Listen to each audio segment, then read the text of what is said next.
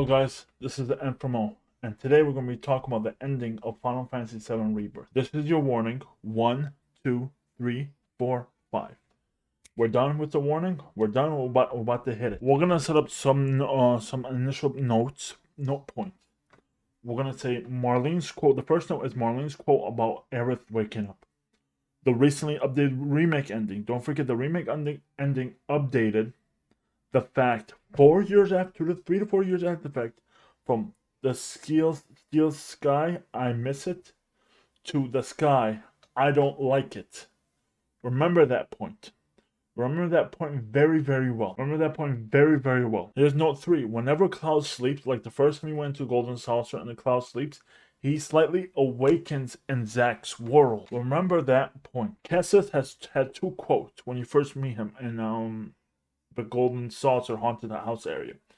He gives you a quote about a lucky twist at the end. You may be surprised about the lucky twist at the end. Lucky material black. And during the ending sequence, Cloud gets a black material. Is it Sephiroth gave him black material because he still had the black material? Or did he gain a new black material? Because at the ending you hear a clink, and that signifies 2 black material. 2. 6. The rest remember the Sephiroth quote about the confluence of worlds and emotions. Confluence, a lot of people don't understand what confluence is. The junction between 2 rivers, the junction between the 2 worlds and 2 emotions. So the junction between a world and emotion, basically happy Cloud that saved Aerith, and another world where he didn't save Aerith. These 2 junctions happen. Note 7. Stamps signify different timelines. We've seen stamp too many times. It's too much of a coincidence. When you show something too many times, it's too much of a coincidence.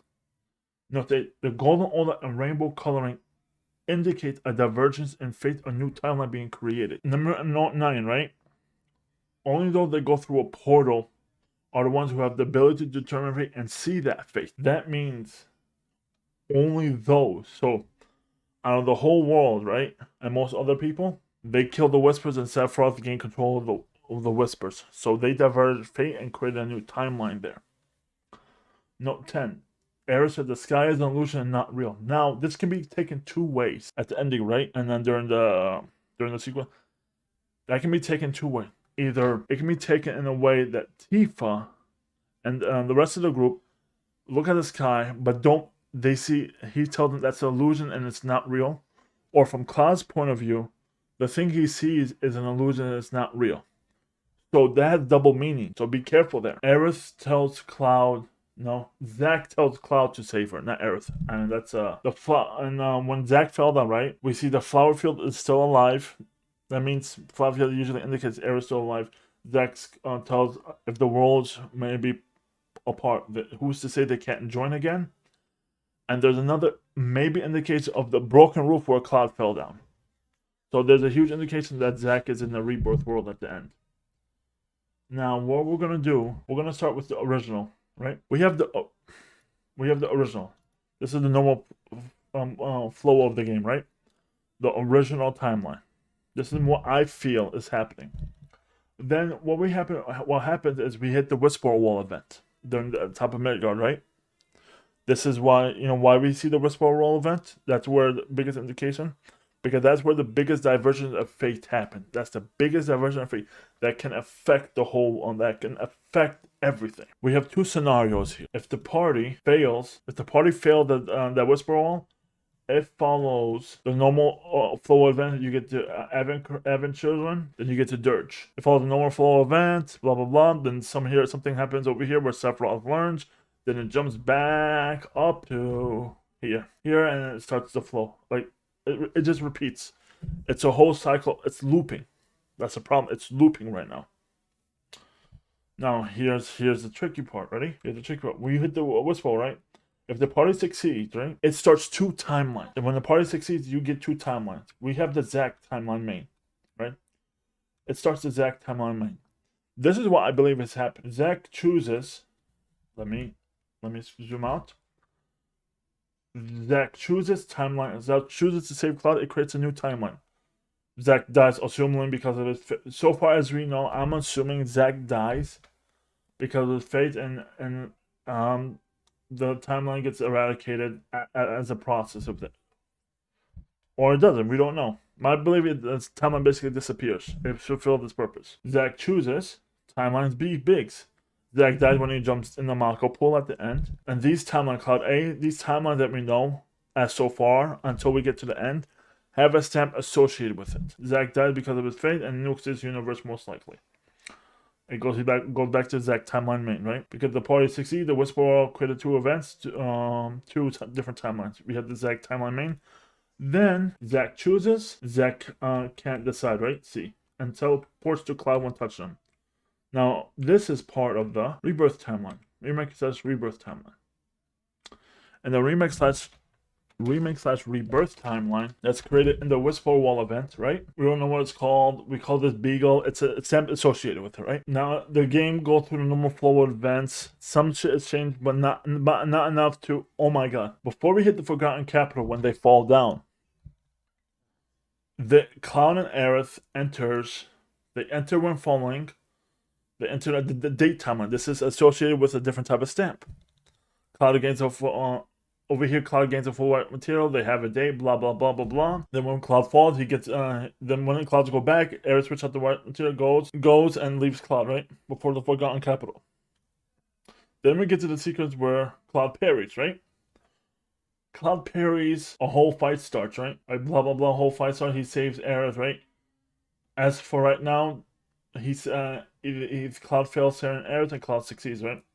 Zack comes in C time because he gets teleported here by Sephiroth and blah blah blah. He teleports to Cloud when touching him, and they fought in the merging of worlds, merging of realms. A semi-merging of realms that's separate, not a permanent. What happens here is when Cloud parries, he starts the golden you see the golden aura, right? Cloud fails saving Aerith. He goes back to, well, I'm assuming he goes to the normal process of the OG timeline, right? Okay, then Cloud succeeds. Cloud succeeds saving Aerith, right? But he doesn't enter this time. He enters the OG. Zack is here. Flower Boom. Broken watch church. Broken place where Cloud fell down. Broken on the roof where Cloud fell. And this follows their own, right? And Zack makes that comment. And what I realized, there's a couple of mistranslation issues. During this sequence, right, when Cloud saves her on whatever, right? Then when Cloud succeeds, and then when he comes back, you can see the golden aura and stuff like that. One thing you have to realize, during the sequence, right, when Cloud says, I got this, it's, from what is going on, from all them, it seems like it's a mistranslation. Cloud says, wait for me. Like, even Sephiroth's, I'm using, there was a document that I found on Twitter, right? There's like a lot of things. I'm not going to talk about the romance. Like, during the romance of the date scene, there was like a high affection, a low affection. Like the whole Sephiroth, right? When it says Sephiroth has Cloud, let me strength, let us defy destiny together, 7 seconds to run, time enough for you perhaps. But what will you do is it, let's see. There's what they're saying is what he says is, I need your strength, Cloud. Will you join me in defying destiny? 7 seconds until the end, but it's not too late. The future depends on you, Cloud. Like, I'm gonna post it in the like this. It's pretty much like even the confluence of world emotions, separate the confluence of world and the countless sentiments they carry. See, this makes sense, right? A confluence of world, each world, and the countless sentiments they carry. Sephiroth says, "Lost chief among us," but what they're saying is, the correct translation is negative emotions are the strongest. Sephiroth said it can go fleeting moments of joy, transforming them into rage, sadness, and hatred. Well, Sephiroth said they will swallow up these petty joys, transforming them all into rage, sadness, and hatred. Never have felt them so keenly. What Sephiroth, the direct translation, what they're saying is, yes, how strong the resonance is. Like, there's a couple one, but even Aerith, Aerith's last line, it's like a second home, right? Don't worry, it's like a second home. She actually said, it's alright, this place belongs to the Cetra. Here, let me copy this, right? Let me go to translate. Yeah, even the thing, it's here because it's a Cetra place. Like, even if it's not like it misses some words, but if this is the same Japanese dialogue, like even Sid's line, right? No heavy loads, we're close to capacity as is. Let me see the translation, if this is the correct Japanese. What do you ask? I'm going to throw away all the heavy stuff. Like, yeah, it can be seem like that. Like, there's a lot of stuff that can seem mistranslated. Like, you can go through the list and use translate, but like this line, sometimes you just know, and versus fate's leading the way. It's a guidance of fate. Like, even a quick Google Translate can make it seem like, why did he, like, my big personal pet peeve on this, like, this line, this specific line, let's look at the whole area. All right, I'll tell you when we get to our spot, okay? The translates to, so where do you go? All right, how about we go to a special place? It's going to require some people to say if this is true, if this is correct, and whatnot. I'm not here debating the whole romancing. I'm here debating the whole idea of, it feels like this is the second time in a row Square Enix NA has it happened in Kingdom Hearts 3. It happened in Kingdom Hearts 3. There was mistranslations. And the problem is, it's not mistranslation and non-important. The problem is you have to be strict in the important sections of the game. Like, where lore matters. Where lore quality matters. Where dialogue quality, where text quality matters. And this is what we're dealing with. Like, there are a lot of them that, like, some of it can be more direct. But, like, some of it they hit the mark, but some of it, the issue is some of it can be construed in a different way. And that's the issue. When my issue is, make sure the important scenes, like, you have to double take on it multiple times, talk to multiple people, and you have to be accurate at least in the most important segments of the game. The main issue is those important segments. The main issue is those important boss fights.